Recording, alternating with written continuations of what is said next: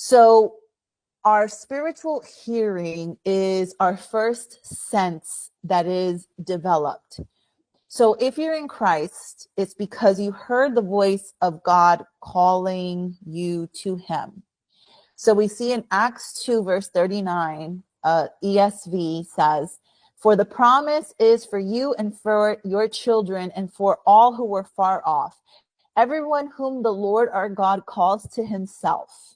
Right? God himself is the one that calls us.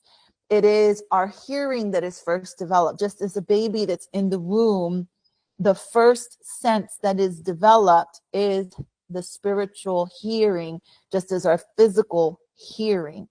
All right. And the more we spend time with God in his word, right? His word is his written voice. We will learn to hear his audible voice or his inner voice. And so for success in prayer, you have to fine tune this. You want to not only let your voice be heard by God in prayer, you want to hear back, because prayer is a conversation. All right. And God speaks in many ways, many ways. And he also doesn't speak in certain ways that people think. And so I'm going to cover all of this information.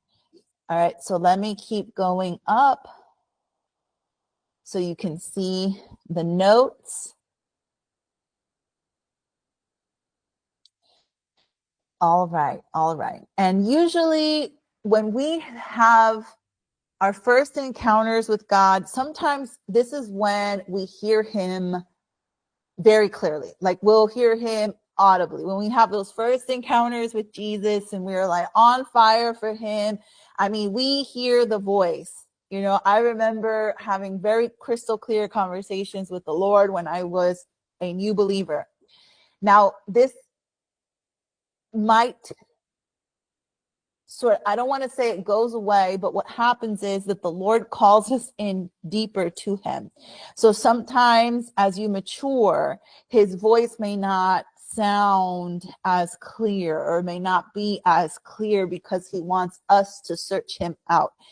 And this is the same when we are children. You know, as a mother, I know this. When you have little children, your children don't know and they get into things and you might yell, like, not out of anger, but like, hey, don't do that, or this and that. And so it's